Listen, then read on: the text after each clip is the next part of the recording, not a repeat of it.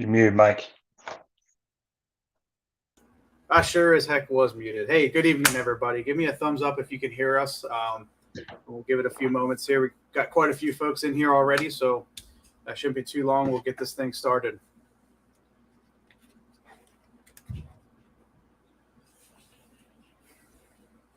Yeah, it looks like I'm not able to post comments to the Facebook group. I'm not sure why, but it looks like some folks are here. So Andy, you're on YouTube. How's it going, brother?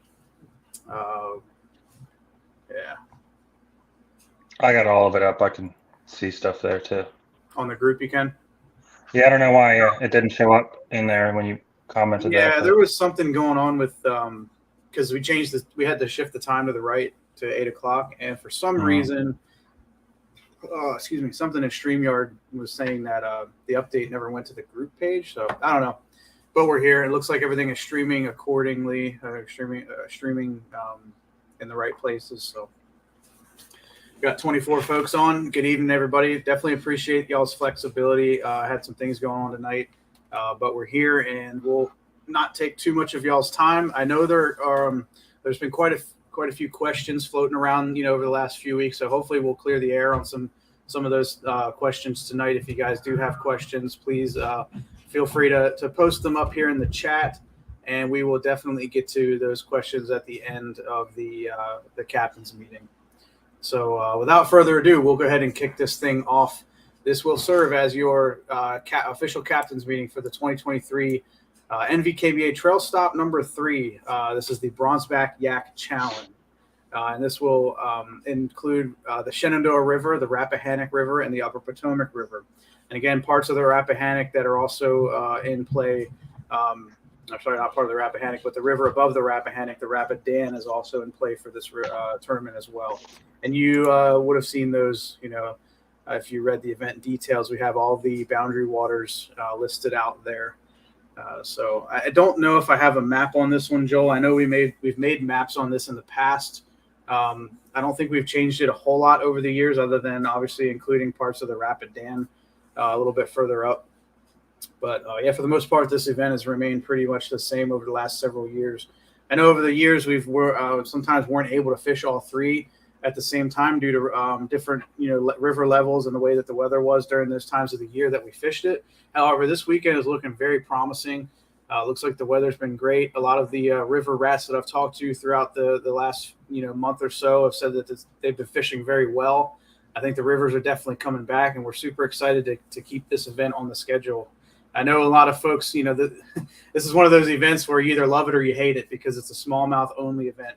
And we do that for a reason, right, Joel? Like, it's definitely a different type of fish. It's a different type of fishing.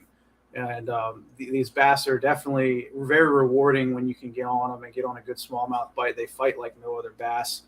So I wouldn't know.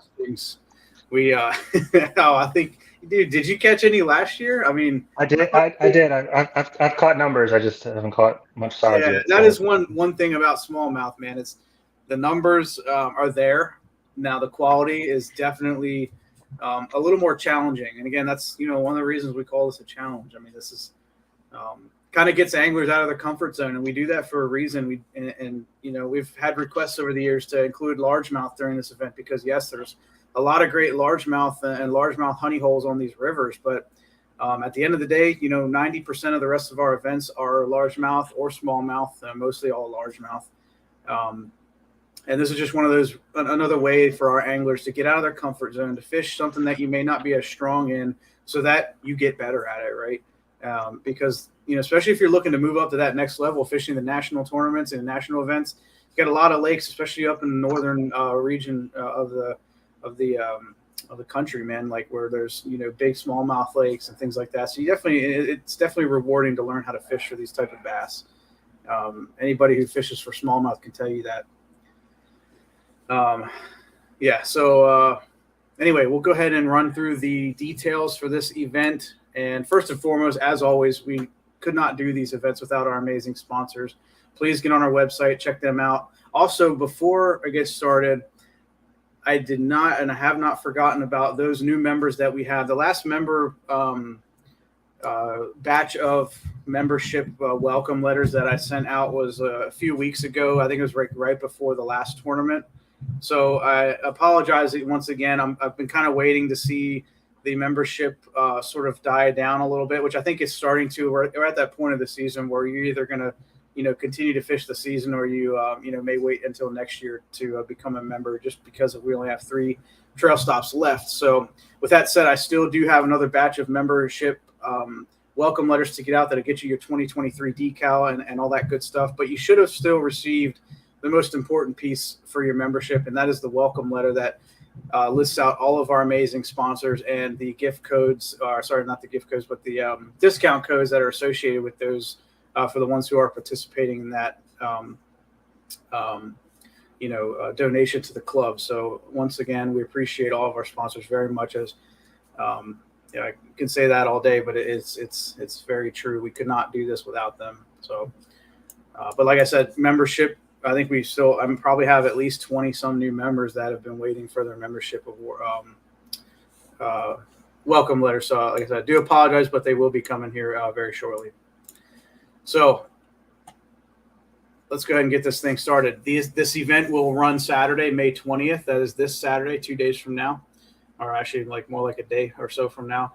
We're going to start at 6:30. Again, this event, I know the last tournament we had for the KBF event, we had a set start time for launches. This is going to go back to the way we normally do things. So this is going to be an open launch. You can launch anytime before 6:30. Just remember the pre-fishing rule when it comes to that, right? When you do launch, you're not out there scouting. You're not out there, doing any graphing or mapping. You definitely shouldn't have lines in the water. When you get out there, get to your spot and hang out. Eat breakfast, collect your thoughts, and get ready for a first cast at 6:30 a.m. That said, the pre-fishing is going to end at 4 p.m. tomorrow night. So we said 6:30 start time, 2:30 is going to be lines in time, and we're giving everyone a half an hour after that to submit your fish until 3 p.m. Again, there shouldn't be any rush in this because we are not going to be having a in-person award ceremony, just due to the simple fact of everybody's going to be very spread out, and we don't want to have to force somebody to drive 2 hours across Northern Virginia to get from one part of the state to the other to have some, an award ceremony. So we're going to do like we've done in the past, let everybody get home, get situated, get some dinner in their bellies, and get ready for the awards on Saturday night at 7 p.m.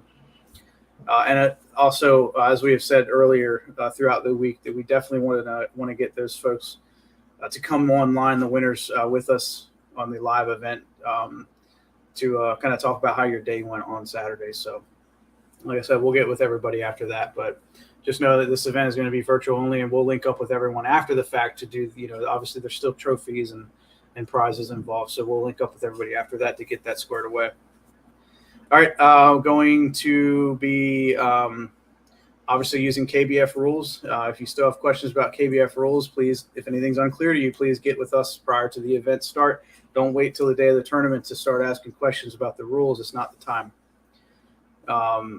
We are waiving one of the rules for this event. The wade fishing, we are going to permit that. Okay. It's sort of like we did it last year. We're going to allow folks to get out of their kayaks and fish. This is a river tournament, and also portage from one part of a river to the other. A lot of these rivers do still have quite a few shallow, spots that you're going to have to, may have to hop out of your kayak, not only to get somewhere, but also for safety reasons. Right. So, don't take any chances. It's definitely one of those events that you got to have your head on a swivel. I can get into that as well a little further later on if we need to, but definitely safety is of number one concern to us in this event. So, like I said, have your head on a swivel and, do what you need to do to get safely to another spot. Again, it's got to all be obviously within eligible waters, eligible boundaries, but we are going to permit that. Now, with that being said, when you are wade fishing, you need to be within reasonable distance from your kayak. You shouldn't be walking, half a mile downriver to get to a spot and park your kayak somewhere where you can't see it. You need to be able to see it. You need to be able to get to that kayak with your fish to take a picture of your fish on the boat, on the deck of the boat, just as you would if you were fishing on a lake or any other body of water. So you can't be taking fish on the bank, on the rocks and the grass and things like that. It's got to be on your boat. So if you have any further questions about that, definitely hit me up and I'll try to make it a little more clear. But it's pretty simple. I mean, like I said, if you fished with us before, you know how we've done that in the past. Did I miss anything there, Joel, covering like portaging and wade fishing at all? I know I it's think that's a good. little gray, but at the end of the day, just use good judgment. Use the honor system. We kind of run a lot of things here off the honor system when it comes to that. So we expect integrity because obviously we're honest with you. So make sure you're doing the right thing out there. Yep. All right, cool. So again, we said this is the Shenandoah, the Upper Potomac, and the Rappahannock and Rapidan rivers. I won't go through all the boundaries, but if you look on the details page, you'll see where we have the actual bridge. It's all of our boundaries are pretty much based off of bridges because it's the easiest thing to identify out there on the water. So you'll see all the different bridges there that are going to be your boundaries for this event. Again, if you're unsure about it, please reach out to us. Excuse me. We talked pre-fishing cutoff. We talked first cast and last cast. Also with the 3 p.m. cutoff, I know in the past we've done an hour grace period. We've moved to half an hour this year. We're going to keep that the same this event. However, we did go into Fishing Chaos, and I have enabled low-resolution photos to be submitted for this event, meaning that it shouldn't take a ton of bandwidth to be able to upload your photos into Fishing Chaos. That being, with that said, hopefully there won't be as many issues when it comes to, lack of service out there. So, and if I'm getting a lot of, folks messaging me or emailing me saying like, hey, I just can't upload my fish. And if it starts to become overwhelming for everyone, we'll go ahead and extend that time to an hour until 3:30 p.m. But I definitely want to try to get everyone's photos in, as you catch them, if not shortly after you catch them. Obviously, if you're on a bite, I don't expect you to upload the fish right away. Keep fishing, take your photos, release your fish. When the bite calms down, definitely start uploading your fish. Please don't wait till the last minute for this event because not only, does it risk you not being able to upload your fish in the proper amount of time, but it's also difficult for me when I'm going in there scoring fish and I get a plethora of fish coming in at 2:30 p.m. And I got to judge all that within, half an hour to an hour before this event's over with. So it makes it a lot easier for me. It makes it a lot easier for everybody. So I know, obviously, try to avoid the sandbagging, but understand that there is a reason why we ask you to upload as soon as possible. Let's see. So I know I'm going kind of fast here, guys. Don't worry. I'm going to get to questions.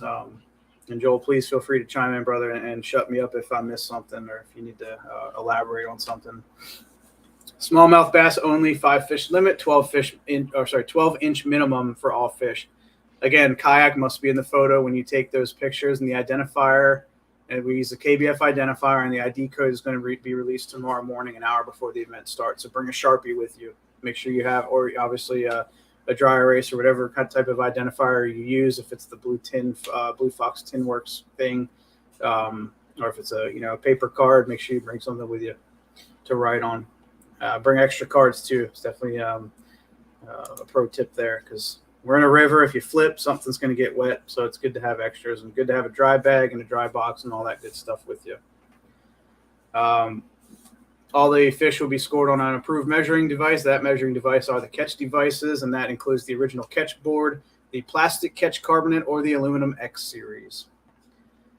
We talked some safety topics already. Obviously, PFD goes without saying. That is a mandatory piece of equipment and a whistle for all of our events. You have to wear it the entire time unless you're using the restroom or changing an article of clothing and things like that. So it has to be worn at all times. If you get caught without not wearing it and you're fishing, you will be disqualified and not without refund, no questions asked. And that it's just one of those things we take seriously here, and we don't ask any questions. So it's got to be on. Likewise goes for drinking alcohol and using illegal substances on the water. Don't do it. If you don't, obviously, if you get caught doing it, it's going to be a DQ and potential banning from future events. So we definitely don't want to end up doing that with anyone. We want you out there fishing with us and having a good time and a safe time at that. Entry fees will be paid out. Oh, sorry, not entry fees, but payouts will be paid out after the event within a week. I usually like to try to get them done before the week is over, and those will be obviously to the top 5. We're close to 50 anglers, so we might be pretty close to $1,000 payout for this event. for first place. I think we're at 48 the last time I checked, and hopefully tomorrow we'll be over that 50 mark. That'd be pretty awesome. Again, 52, all of your 50, Mike, 52 gets us over the grand, but yeah, 48 we're at 930 for first place. So outstanding, very well done, and that's really good, man, for this river event. We always do see somewhat of a drop off after the first 1 to 2 tournaments of the year, and obviously the river event is challenging for some anglers because not a lot of anglers like to do a float without somebody else. And again, that's something I can get into later. We are actually going to probably discuss this event over the off season and talk about some different ways to do that next year, because I know with the whole communication rule that KBF came out with this year, makes it very difficult to fish with a partner, right? To tournament fish with a partner, as long as you're not discussing, different, tournament tactics and things like that. It's generally fine. We'd still do encourage that, but it might be something to look at next year as far as this event and how we want to move forward with it, to encourage anglers to fish with somebody else rather than forcing them to fish by themselves and do a float by themselves. So I know I talked with Lee Wells, and he had mentioned something about a potential team event, or maybe having a team aspect to it, which would be pretty cool. But again, topics that we want to discuss and obviously have in the survey and an off-season topic. So, but just know that this is one of those events, just like all of our other events. We want to try to continue to improve them for the anglers. So we're hearing you, and hopefully we'll keep making it better. Anyway, back to this event. We talked payouts. We talked, so the entry fee is $45. That will include your big bass side pot. Everybody's automatically included in that. And we talked about the time frame of payout deliveries, and then obviously if you're winning payouts from us this year, we'll need the W-9 after the tournament. Unless you already have one on file with us, then you're good to go. And then last but not least, by registering for this event, you agree with the terms and conditions that are outlined in the 2023 NVKBA release and liability waiver. And more information on that can be found at our website, and those waivers and the rules are hung on our website. It is part of the agreement when you sign up for the event on Fishing Chaos. So if you have trouble finding that, like I said, we don't require a signed copy. It's perfectly fine if you do want to send us a signed copy. Excuse me. But by signing up for this event, that is something that you do agree to on Fishing Chaos. So other than that, like I said, I know I went kind of fast there, but I wanted to get that over with. We're already 20 minutes into this captain's meeting. So I do want to get to y'all's questions. Let's see. Anything big pop up, Joel? I've only seen the one. It's from Frank. So, Bogdan. So where I fished today didn't have service. How do you say we were on the water? So it should be on there as an option. I think it's one of those things, if you go ahead and check it, it's going to update as you get service while you're on the water. If for some reason it doesn't, we'll reach out to you. We'll end up going through, as the day goes on and seeing if anybody catches a fish, that number one will tell us, uploads a fish, then that'll tell us where you're at. But also the check-in, check-out feature should be enabled. I'm going to try to extend the time frame on the event as well on Saturday so that the checkout feature is there. I know we've had issues with that where it disappears because the tournament is over. But I definitely want to make sure that that's working for everyone. So, but like I said, if you don't have service or if it's just not working for you, feel free to shoot me a message. You can my cell phone number is on the Fishing Chaos app. You can text me. If you have me on Facebook, you can message me there. If you want to email the email address admin@nvkba.com, that is also on Fishing Chaos. And in past experiences, email still seems to work a little bit better with low service. So again, it's just try everything. Like I said, if we can't hear from you, we'll definitely be pushing out check-ins as the day goes on. So great question. On that, Mike, is it still your first fish counts as your check-in? If you forget or you're not doing it? Yeah, I'm not going to enforce that for this event just because I know there's going to be service issues. Yep. And it works really well, Frank, just for the check-in typically, even in low service areas, because just trying to pick up your GPS location and tag a breadcrumb more or less. So it should work even in, unless it's a complete dead area. But even low reception, it's tend to picked up, at least for me. Yeah, and another thing you can do is if you are near a roadway or if you're launching under a bridge or something like that, just try to get to the highest point you can before you get on the water and check in. Even if you check in a little bit early, it's not a big deal. It's just as long as we have something around where you started, even if it's, let's just say it's a mile up the road, that's better than nothing. Definitely, just do whatever you can. Is pretty much how you got to approach it. It's not going to be perfect, but we got to do the best we can. What's up? We got here. Tether your kayak to you. Yeah, you got to be careful with that too. Sometimes you don't want that kayak to go running down river and you going with it and not being able to get free of it. Just don't tether it to you while you're floating. Yeah, that's definitely something. And another thing, be mindful of tethers and rod tethers and things like that too, because God forbid you do capsize. That's a lot of extra stuff going on. I know our rods, our equipment is expensive and things like that, but nothing's worth more than your life and a potential choking hazard, right? So just, like I say, be mindful with the way you tether and the length of your tethers and things like that. I definitely don't advise a whole lot of tethering going on. That's just my personal opinion.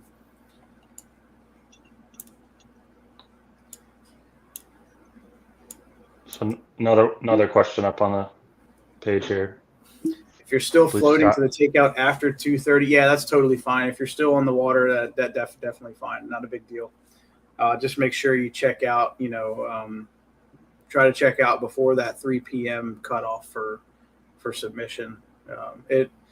If you check out and you still want to fish later, that's fine too. I don't think there's any restrictions on that.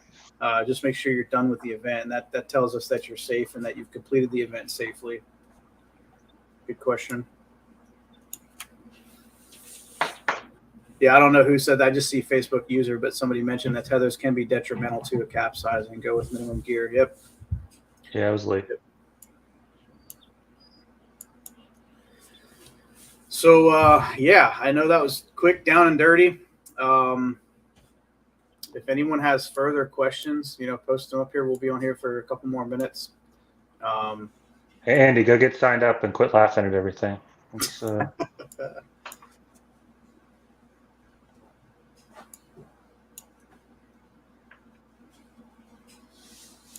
that Olivia? He just landed?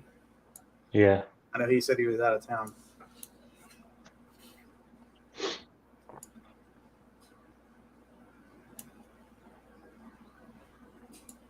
Yeah, I'm not seeing anything else. All right. Well, that pretty much will sum up our captain's meeting for trail stop number 3. Once again, we appreciate everybody. Stay safe out there. We still have till tomorrow night to sign up, midnight actually. So if you know folks that want to give it a shot, if you want to take somebody on the river with you, show them what our sport is all about, please do so. We highly encourage that. Obviously, stay safe out there. And yeah, man, definitely appreciate you, Joel, coming on with me once again. That's all I got. Unless you got anything else, brother. No, I think we're good. Actually, the only thing, trophies for this event, we'll work out logistics of that, getting them to the winners. Yeah, we'll try to pick a central location, and with those trophies as well, I know we still owe folks their kayak cushions, so we'll make it a point to do some sort of meetup or something, either this weekend or within the coming weeks. So. Yep. Not seeing any more questions come in. Definitely appreciate everybody. Stay safe out there, and we will see everyone on Saturday. Have a great night.